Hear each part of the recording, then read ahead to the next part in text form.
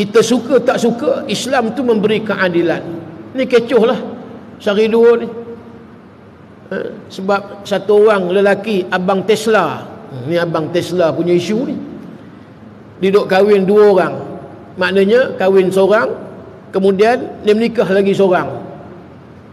Semua orang nak bercakap, terutama wanita-wanita lah. Ai memanglah, oi pantang tok nenek bila sebut poligami ni. Tapi bila fikir-fikir balik, tadi saya dengan Da'i Hadari tadi, ya, apa namanya, DJ Radio Zayan, sajalah sembang lepas habis rakaman tadi di TV3. Ustaz, nampaknya sehari dua ni isu poligami berat ni, ya. Abang Tesla punya hal habis, isteri-isteri pun dah takut, katanya dah takut nak berdoa dengan suami pula dah. Takut suami berdoa bahasa Arab, minta permudahkan untuk menikah seorang lagi. Sudah duk bini belakang, duk amin amin. Jadi ada bini-bini dah tak berani nak semayang dengan suami dia. Itu pun jadi haru biru, tuan-tuan. Allah.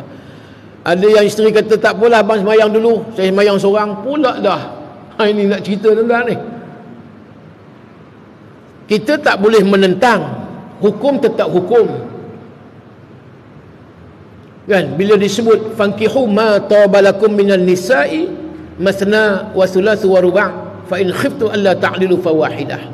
Itu cerita kahwin yang diharuskan sehingga 4 orang. Tapi sampai peringkat tak faham hukum, satu, yang kedua sanggup mencela apa yang disebut di dalam Quran dan juga hadis, dan Nabi beramal dengannya. Kita takut apa yang kita tak setuju, disagree dengan apa yang disebut oleh abang Tesla, tempias. Apa yang kita takut, khawatir, akidah. Yang ni kita takut, ibu-ibu sekalian. Kita tak setuju tak apa, maksud kita tak nak, tak apalah, saya tak ada masalah, saya boleh terima poligami, cuma jangan suami saya sudah. Yang tu pun dia juga, kata isteri. Yalah, memanglah semua isteri begitu, ya. Tapi ada satu orang artis menyatakan bahawa kalau dia sayang pada isteri dia, kenapa dia nak poligami? Ini takut, khawatir, tergelincir, kata orang Kedah, tergelincir, derail, tergelincir akidah. Jangan kita kontradiksi dengan hukum Allah. Soal orang nak poligami tak apa, kalau kita tak mau suami kita, tapi jangan kita lawan.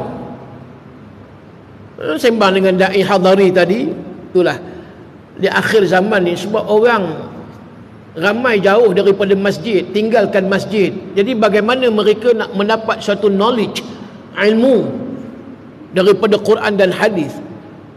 Kalau ini yang berlaku di akhir zaman, kita khawatir bukan setakat hal yang berkaitan hukum poligami, bahkan hukum-hukum Allah yang lain pun mereka tak rasa takut untuk lawan, termasuk hudud. Sebab mereka tak mengaji, mereka tak didedahkan. Kerana itu Imam Bukhari, dia tak mau dia pergi cari orang untuk menyampaikan ilmu. Dia kata ilmu itu sama ada kita mencari ataupun ilmu itu dicari. Imam Bukhari pendirian dia, ilmu perlu dicari. Maknanya ilmu itu bukan mendatangi tetapi didatangi. Dengan sebab itu dia tak mau pergi ceramah kuliah di istana. Dia tak mau menerima jemputan raja-raja di istana untuk mengajar ilmu. Apa yang berlaku akhirnya terhadap Imam Bukhari, tuan-tuan? Akhirnya Imam Bukhari meninggal dunia dan dihalau daripada negeri dia, Bukhara. Cuba bayangkan, tak diterima mayat dia untuk ditanam di tempat lahirnya. Punya dahsyat. Disebabkan kenapa? Pendirian dia. Ilmu ni kita kena cari, bukan kita nak kena ilmu tu datang pada kita. Ini bukan prinsip bagi orang yang nak menjadi satu orang yang berilmu. Jadi artinya balik tadi, bila keadaan ini berlaku di akhir zaman, orang tak mau mengaji, orang tak mau belajar, mereka akan protes apa sahaja. Dan yang kita khawatir, takut tadi, akidah ni boleh tergelincir. Bila tidak kita faham agama, lalu mudah kita seolah macam mencaci agama itu sendiri. Ini yang berlaku. Saya bukan nak highlightkan poligami yang disebut tu. Soal orang nak poligami tu tak apa, masing-masing.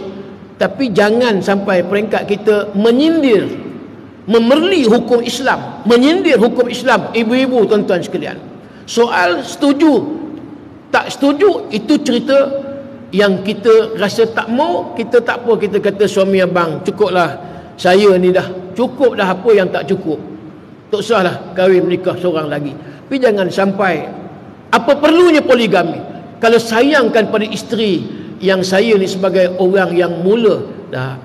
Sebab Nabi berpoligami, maka kalau siapa yang berpoligami, maka kita tak boleh kata dia ni satu orang yang telah durhaka pada Allah. Mana boleh.